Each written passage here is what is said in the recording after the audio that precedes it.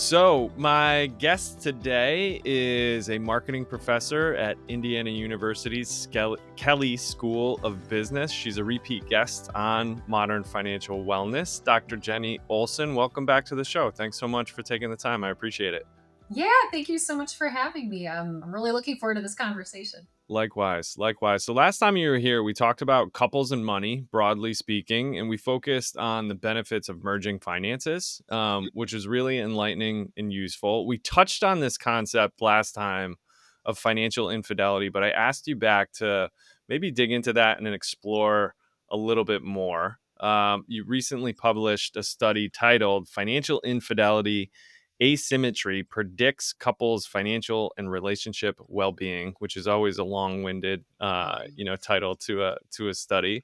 So that's what I was hoping to dig in and focus our conversation around today is this concept of financial infidelity, what it means, and how it impacts couples and relationships. So, would it make sense to just review the concept or the definition of financial infidelity to start? How do you think about that or define it? So, going back to what you had mentioned about last time, we were talking about merging finances, and I always like to think about how my research really taps how money brings couples together, but also tears them apart. And so today we're talking about the tearing apart part. Um, and so, yeah, I think it makes sense to start broadly, like making sure everybody understands how we are defining it from an academic perspective. And so, a couple of my other co-authors and I actually published arguably one of the first, if not the first paper on financial infidelity back in 2020. So before the paper that we just published was published. And it was interesting. We both ran there was like two teams of two, and we both realized that we were interested in financial infidelity. And so I remember when we joined forces, we're like, yes, we're going to study this really cool idea. We kept seeing news articles that were like, stealth spending, is your partner hiding purchases, or like, on Instagram, like pictures of people hiding Amazon packages underneath the doormat. And we were like, all right, we're studying financial infidelity. And then we quickly realized we had no idea what it was. We're like, wait, Doesn't appear in is the it research anywhere, like, it's no? not an action. Yeah. Yeah, we were like, is it having an offshore account? Probably without telling your partner, but is something as small as, buying a Snickers bar without telling your partner? And so we were kind of grappling with this definitional ambiguity. And so that was the first thing we did is we actually interviewed gosh, I think up to like 1,000 married people and just asked them, how do you define financial infidelity? Like, what does that mean? And from that really rich qualitative exercise, we identified a key definition, and it has two components. So we define financial infidelity as intentionally engaging in any financial behavior that you expect will be disapproved of by your partner. And then two is subsequently concealing that information. So there's an act, and then there's subsequent concealment. Mhm. So if, purchasing a Snickers bar, like if my partner and I have an agreement, like you don't need to tell me if you're going to buy, a Snickers bar, then that act does not, I don't expect disapproval from that. But if Mhm. my partner and I are on a very tight budget and we've agreed not to engage in, some different degrees of discretionary spending, and then I actively do that, Mhm. and then I hide it, that falls into that financial infidelity realm. Yeah, yeah. It was interesting when I learned that too, because I felt like sometimes it could be kind of innocuous, and that even I think back on my own behavior where I may have kind of tiptoed up to that line. It's a really interesting kind of description to think about. So this act and then this expectation that there's going to be negative emotions or feedback. So concealing that behavior from your partner is how we'll think about financial infidelity moving forward. And Yeah. yeah, so tell me about the asymmetry part, because that was what was really interesting to me, in terms of the most recent study in these differences in behavior or Mhm. how couples operate. So what were you thinking when you kind of what was the hypothesis, or what were you looking at when you developed this most recent study? Mhm. So, yeah, so going back to that first paper, it was all done at the individual level. And we developed a scale where we're measuring individual level differences in what we're calling financial infidelity proneness. So, in other words, the likelihood of engaging in these acts and subsequent concealments. And it's an individual difference variable, is how we conceptualize it. And then we quickly realized that financial infidelity happens within the context of relationships. So it's not just one person acting autonomously, like we're interdependent. Whatever one partner does directly affects the other and also Right. indirectly affects the other. And so we started talking about asymmetry. And so we think about asymmetry as the degree to which two partners differ in their propensity to engage in financial infidelity. Mm. So couples that have lower asymmetry, and going back to your point, this was really complicated to write because we were like, "Ugh," it's like a mouthful, right? Financial infidelity, asymmetry. So if I say Mhm. FI, I'm financial infidelity. But Mhm. asymmetry is the degree to which two partners differ. So Which when there's lower asymmetry, you're more aligned, but Mhm. when there's greater, you're more misaligned. Right, and all the couples that I work with are different, Mhm. right? In some way, shape, or form. Some are more similar than others, but some have huge gaps in behavior and mindset, values, whatever it is, right?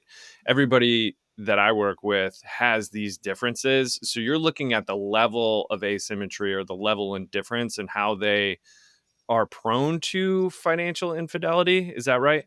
Yes. So Okay. so other examples of these asymmetries like you're talking about are things like tightwad spendthrift Hmm. status, so like the degree to which one partner's like cheaper than the other.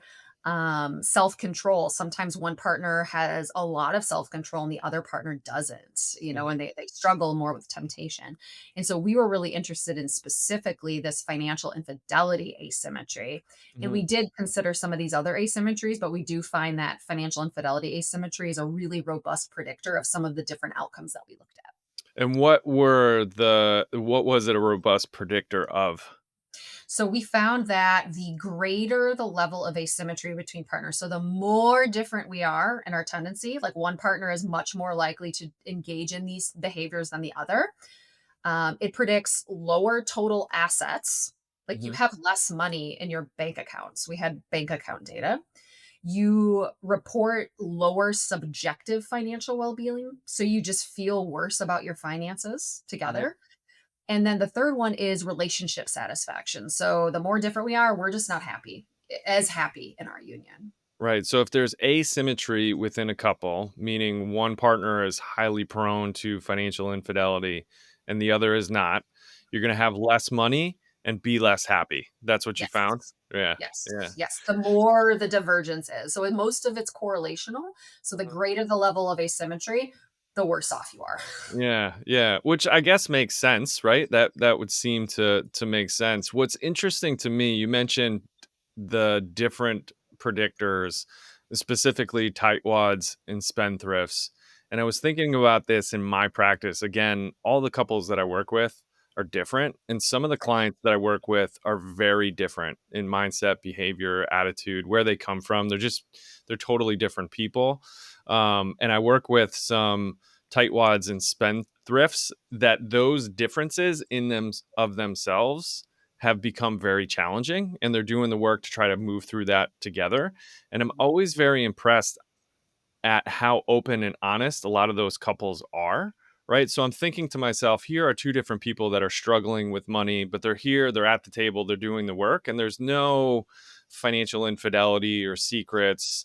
It's all open and transparent and honest, and it's always really really impressive that two people who have those differences can work together, and they seem to be overall very happy. They're just struggling to get on the same page, right? But this financial infidelity piece seems to get at something a little bit more deeper, which is a Mhm. lack of transparency or what one partner might be comfortable or not with.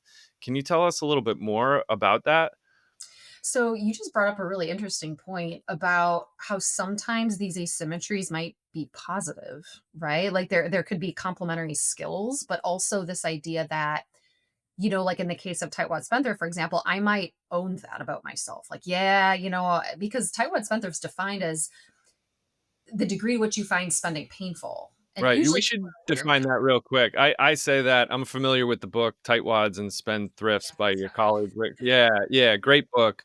So maybe can we review that real quick because we're referencing? Yeah. For sure, yeah, because 'cause we're throwing out this term. So tightwads and spendthrift, it's an individual difference in pain of paying. So tightwads spend less than they would ideally like to spend. Like it's painful for them.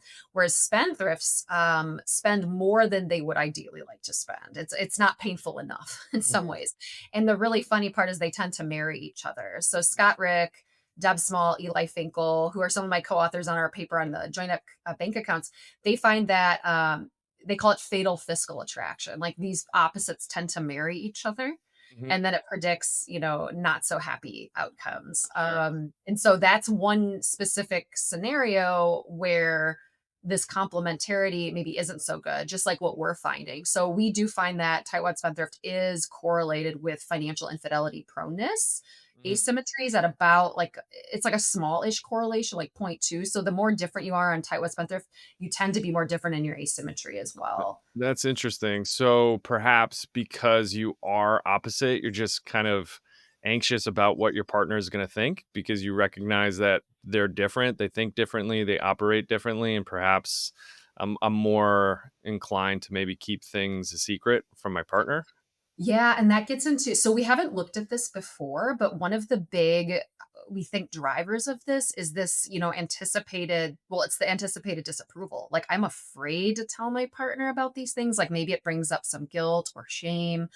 And as I'm sure you see in your practice, like money is not just about money. It's about all these other things, right? And so financial infidelity is a really unique one because it transparency is baked into it. And when two partners aren't open with each other, that's where you're going to get into trouble. And so we actually find that what drives these negative relationships for relationship and financial well-being is having more individualized financial goals.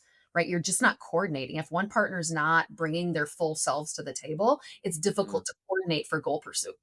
Right, right. So this lack of transparency, lack of communication, I guess, right? More broadly Right. speaking, we're just not coming to the table to open up and talk to people about what our goals are, right? Mhm. Which then downstream of that, it makes a ton of sense, would lead to lack of relationship satisfaction and well-being overall. Just the downstream consequences of these actions makes a ton of sense. Right. What what makes somebody prone to financial infidelity? So it seems like there are predictors of that. Can you tell us a little bit about, why somebody might be prone to FI? So, yeah, right. So, in our first paper, we did a really big deep dive into the correlations with financial infidelity proneness, like at the individual level. And it's correlated with like almost everything in terms of like on a lower, like, point 0.3 level. But some of the traits that it is correlated with are things like Machiavellianism and entitlement. So it's kind of like I don't need to tell my partner, so I'm gonna go ahead and do this. So they almost don't see it as financial infidelity. We also find that financial harmony, so like if you're not doing well with finances in your relationship to begin with, it could also become almost like a retaliatory behavior of like Not negating doing well as in you're like not where finances. You're not happy with how much you're saving, you're not happy with how you're spending, that kind of thing. I gotcha. And I cut you off. I'm sorry. So that could be an indicator of what? That you might actually it can become a power thing or autonomy. So like some of the couples that we heard from talked about situations where like I feel like I have to hide my money from my partner so I can feel like I have some control or that I Mm. have some autonomy. So there's all these different kind of individual tendencies that can predict, whether or not someone might be more willing or less willing to engage in these. We haven't done a deep dive on the motivations yet, but that is something that we want to look more into. Like what Yeah. actually drives it, not just at the individual level, but the asymmetry within the couple. We also don't know much about that yet. It's just really, really interesting to me overall because as I'm hearing you describe all these things, again, in my practice, I work with a lot of people who are just different human beings, right? They have different past experiences that translate into different behaviors and how they're going to operate in adulthood. And the other interesting thing to me about the kind of couples dynamic is a lot of the couples that I work with, especially if I start working with them a few years into their marriage, or it could be deep into their marriage now that I think of it, but at one point we all operated individually, right? We Right. graduate from college, we go out into the world, we rent an apartment, we open bank accounts, we start investing, right? We're doing all these things individually, and then we find somebody we love and we get into a relationship. And then it's interesting to me when I work with couples, I call it operating separately together, right? So they maintain the separate bank accounts. Yeah. You pay some bills, I pay some bills. We have these different perspectives and it all works. And then somewhere around like having a kid or buying a house or having to make major financial decisions, the couple realizes, wow, we're operating separately and this doesn't work anymore. And or like creates this opportunity to kind of work together and move through some of these things. um, but it just strikes me that um, there's a lot of work to be done in understanding who our partner is and where they come from and how they operate so that we can kind of move forward together. I don't know if that kind of makes sense or lands with you at all. Sure. Well, and it kind of speaks to some of my other work in terms of just that transition from being independent. And, nowadays people, if they even choose to get married, are getting married later, Mhm. and they oftentimes already have a financial life before, right? And so you have a bit more, a solidified sense of who you are, what your financial values are. And then all of a sudden it's, oh no, I have to like share all of this with a partner. Like I always joke about how when my now husband, we've been married like 14 years, so it's been a long time. But I remember when we got engaged and he's like, "Hey, we should start managing money together. Let's get a joint account." And I was like, "No, I don't need to know that." And it's funny 'cause now in my research, I'm like, "No, I should have." And we did, because research shows it's good. But no, it's like we a lot of us have that autonomy, and I think this is interesting because it gets at this financial infidelity where some people may not see it that way. It's like Mhm. I don't have to tell my partner everything. And I know some people like Scott Rick, who I mentioned, I think he thinks he actually comes from the perspective of like, it's okay. We don't have to share every detail, Mhm. right? Like, I Mhm. don't need to share every detail. It's okay. And I come from the perspective like, yes, as long as you and your partner agree to that, Mhm. right? If Mhm. we agree that we don't have to share every specific transaction. Right. That's what my husband and I do. Like, we have joint accounts, but separate credit cards, Mhm. so that way it's still all merged, but we have that autonomy. So then that minimizes the likelihood of engaging in financial infidelity because we have that autonomy and, sense of control. Yeah, and I think that's probably the gray area that I was trying to think about earlier when I said that I've maybe tiptoed up to that line. I don't think I'm doing anything wrong, but I know that there are certain times in the past where I was like, "Well, this isn't worth mentioning."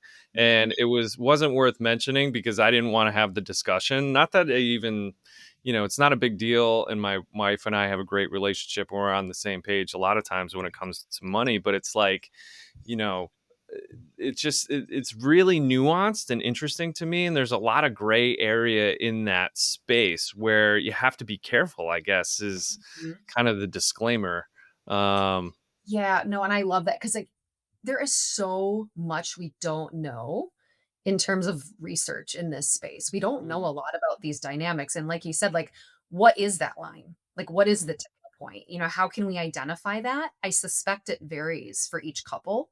Kind of like what we were saying, because we also argue that financial infidelity happens across the income spectrum. Mm. Because sometimes people will be like, "Oh, it's only like among the wealthy," and I'm like, "No, it's across, right? Mhm. It just might manifest differently, but it's interesting at what point." So I often talk about spending thresholds as one way to minimize the likelihood of financial infidelity. So, you and your partner sit down and actually have that discussion of how much money can I spend before I need to ask you. Mhm. Mhm.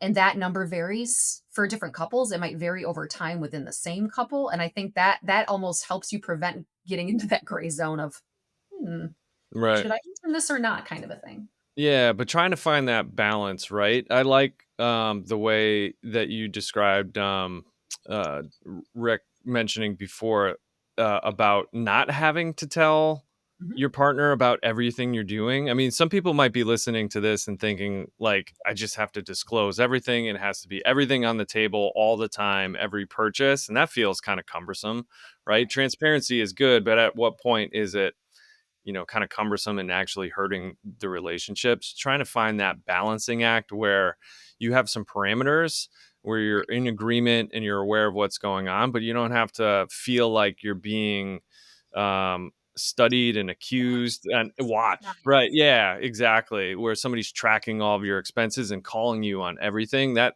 doesn't feel good either, right? No, no, and Yeah. then it becomes almost, like, childlike, like, you're Mm, reprimanding me, and, I mean, I don't like that feeling, I don't think anybody does, we don't like to feel like that, and so I think it's more about just, do we have an agreement? And right. then, again, every couple's different with that. Yeah. One thing that I think, like, again, that my husband and I do that I think seems generally helpful is, like, it's fully transparent, but it doesn't mean I have to go and look at it all. I Mhm. can if I want to. It's So there. access to the information, right? I have the login. I can go see what's going on if I want to, but it's not this review audit every week, every month. Yeah, exactly. Right. Where somebody's going to come in and start pointing the finger. Yeah. Exactly, Yeah. because everyone values different things with spending and, like, it's inevitably gonna yeah, like you said, the finger pointing, Yeah. auditing. I should start a project on that. That sounds interesting. Yeah. Um, so what other tips, advice, is there anything that comes to mind when we're thinking about this concept of financial infidelity? You mentioned an agreement, having a threshold, a dollar amount, anything under this, we don't have to talk about it. Feel free. Anything Mhm. over, we need to have a discussion. I think that's great advice. Yeah. Are there any other useful tips, ideas, things that you've come across, things in your own life that work for you and your husband that Mhm. would be worth mentioning? I think and you've probably heard this before, everyone talks about these like, money dates, like, Mhm. actually sitting down and talking about it, but I always emphasize it's not just a one-time discussion. It's something that has to happen, frequently. So I do have another paper that's not published yet where we look at financial conversations Mm. and, as a vehicle to promote transparency. Mhm. And so all these papers are related, in some way. I was gonna say there's like a nice through line. So you studied financial infidelity individually, realized that it's really occurring within these couple dynamics, and studied the asymmetry. And now you're doing some research on the conversations, right? The how to. So we'll have you back for a third time when that comes out. Yes. Yep, To when dig that into. paper hits. Yeah, So I'll give you some preliminary findings is what we're that's great. finding is that I think the big effect is that couples expect financial conversations with their partner to be worse than they are. So we did a series of diary studies where we recruited married people and we had them fill out a battery of items and we asked them we're going to ask you to have a financial conversation tonight with your partner. How well do you think it's going to go? How socially connecting will you feel? How much will you learn from your partner? How close will you feel? All these different types of affective Mhm. outcomes. They had that conversation that night, and then we came back to them 24 hours later and said, "How did it go? How socially connected did you feel?" And kind of asked them that, and we find this uptick. So there's this misprediction error where people think it's going to be worse, but it actually ends up being better. Mm, And the reason for this misprediction is that we expect financial conversations not to be resolved. mm, And maybe you've seen this with your clients too, where like, it's like, I don't want to talk about it because you feel like you're just going to be spinning your wheels and you're never going to reach a solution. right. And that talking about money, you also anticipate it's going to reveal differences between you. Like, oh, you're spending on that. What? And it reveals the tension, and that gets back at that financial infidelity piece. Right. And one of the big things that we're finding that can be beneficial is planning the conversation. Nobody wants this sprung on them, Mhm. right? If I am like sitting down after a long night at work and my husband is like, why did you buy that Lububu or whatever those weird things are right now? I'm not buying those or that new bag, right? And I'm like, and I'm not prepared for that. That's when you're going to get into acrimony, right? It's going to be like Right. pointing fingers as opposed to let's plan it. It gives you a chance to collect your thoughts and go into that conversation kind of in a clear state of mind where you Mhm. can actively work forward and move forward and kind of put the things out there on the table that you want almost in a dispassionate way because money's very emotional, Sure. right? And so if you can be kind of in a cold mental state, not a hot state, that's going to Mm. typically be better for the dynamic that you're going to have. Yeah, that's definitely something I see all the time. In fact, I was talking to a couple recently, and there was a little bit more stress than normal. They have been going through a bit of a transition and things are up in the air, and they just weren't feeling as good as they normally do about their financial situation. And when I dug into how they were talking about money, I realized they had kind of gotten away from their pre planned, scheduled, we're going to commit time and focus to this discussion, how they had been operating in the past, and they were just doing it in passing, right? And the husband said, "Well, when my wife is making dinner, I'll sit at the island and we'll have this conversation." And it's like that's not the right time, place. We're not in the right headspace for that. We're not retaining it, and we're not giving it our full attention. So I love the idea of making sure that that's pre-planned and scheduled and focused. I love the way that you describe that too, that cold state, Mhm. right? And not coming into it with the emotion and realizing that the conversation itself, it sounds like you've discovered is going to be a little bit better than you think it's going to go, right? Right. And also the thing that I find is also really helpful is to just make sure it's non-judgmental, right? It's an opportunity to be curious, to find that transparency together and collaborate and not get into this audit, pointing fingers, however you want to think about that, right? It's an opportunity for transparency, which Mhm. your research would suggest is highly impactful in a positive way. If I yeah. Yeah, no, I love that. The the other thing that goes along with this is when you were mentioning like pointing fingers, is we also do find some evidence and that try to focus on joint behavior as opposed to individual behavior. And what that means is what can we do together to move forward? Mhm. As opposed to you're spending too much. You need to cut back. Mhm. And it gets at that like you and me or tit for tat.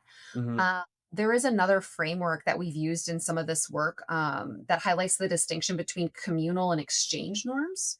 I don't know if you've heard of that. I don't think so. No. Tell me more about that.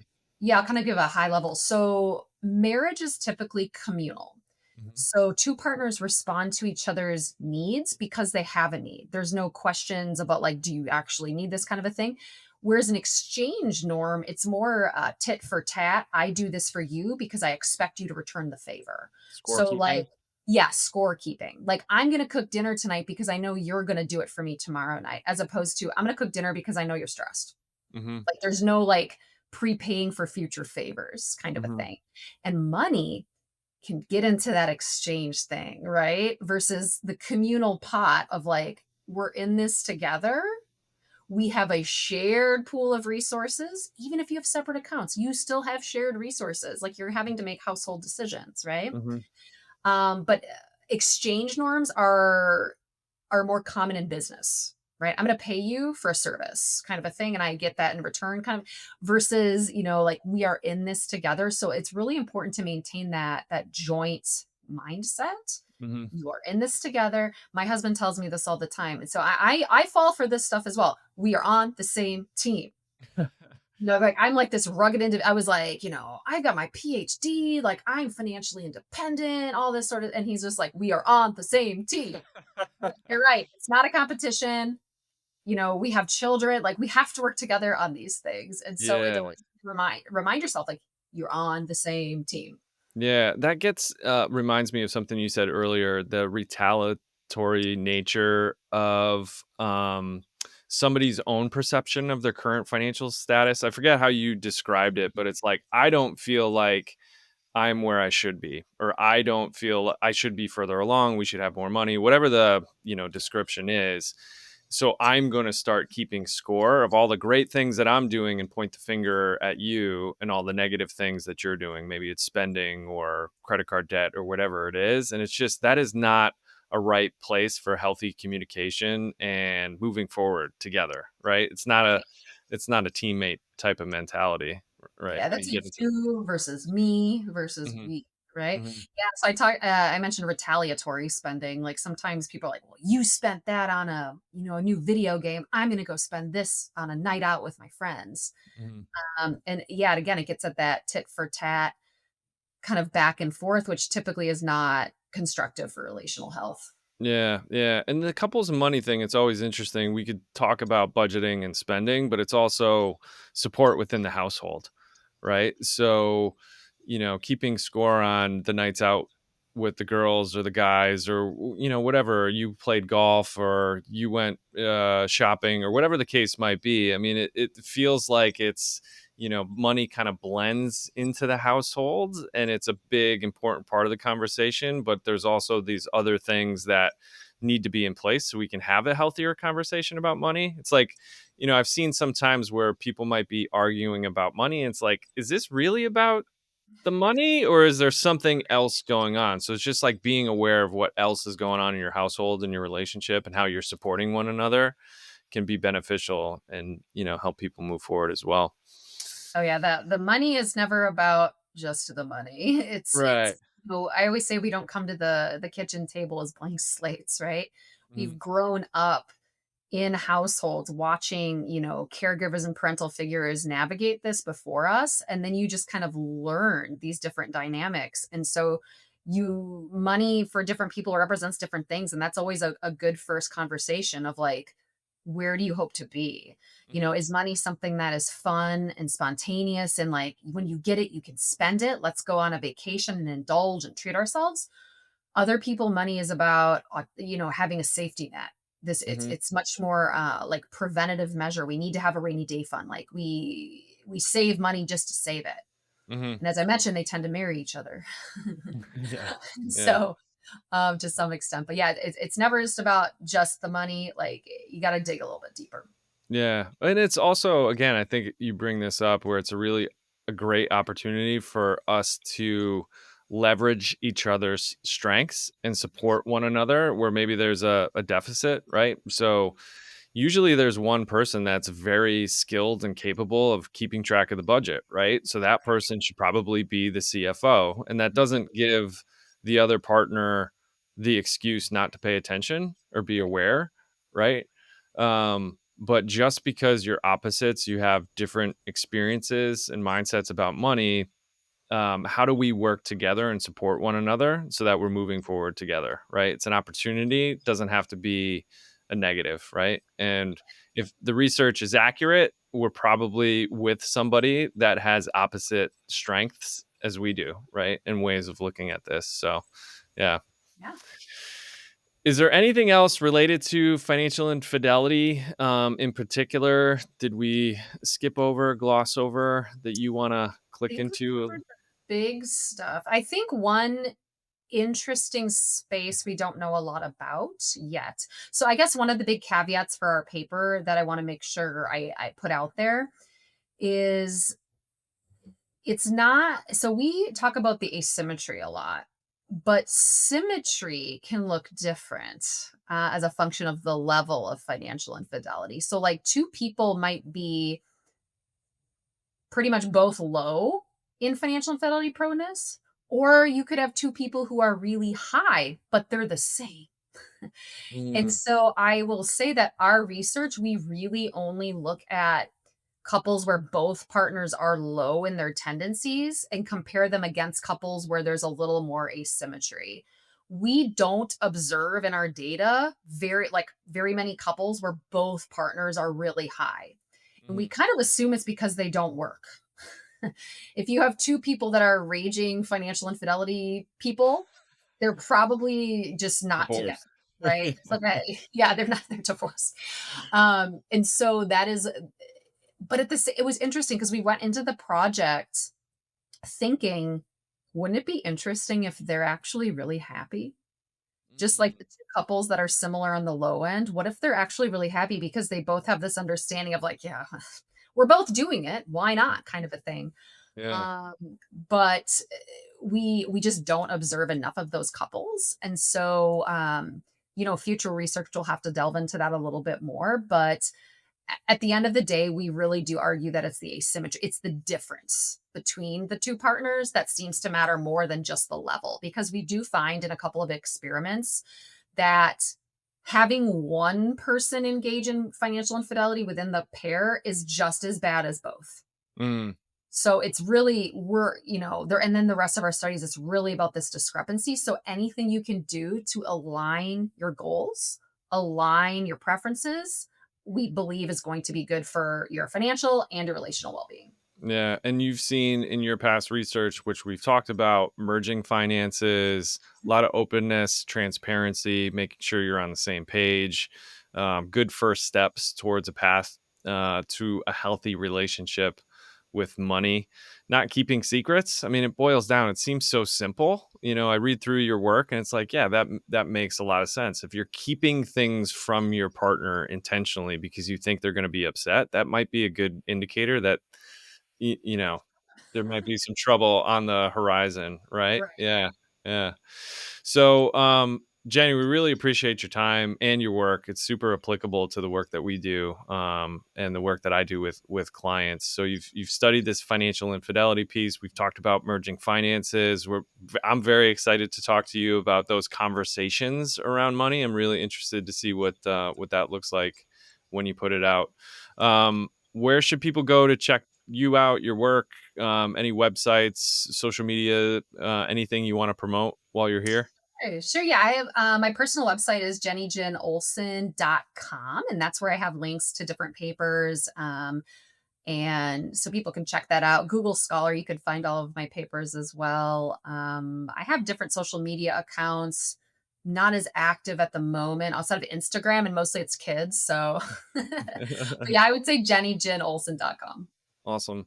And lastly, any resources? Are there books that you've read, podcasts that you've listened to, colleagues' work that you find really helpful for people who are thinking about, how do we do this money and couples better? Are there other resources besides your own that you go to and would want to source? Yeah, so I've mentioned Scott Rick's work. He has a book, as well as I see the book behind you, Money Together. The Bonapartes is also a great resource. So I recommend those, and then podcasts like your own. Oh, appreciate it. Thanks for the plug. Cool. Mhm. All right, Jenny Olson, Dr. Jenny Olson, thank you so much for your time. Appreciate you being here. And when that Conversations About Money study is published and out and you're talking about it, I hope you come back and talk to us about what you found. That'll be really interesting. Sure. Happy Awesome. to. All right, Jenny, thanks again. We'll see you soon. Thanks again for listening to this episode. A quick note, although I do hope that the information that we talked about was helpful, in no way is anything discussed on the podcast to be taken as specific financial advice. Please consult your own advisors and do your own research when you're making important financial decisions.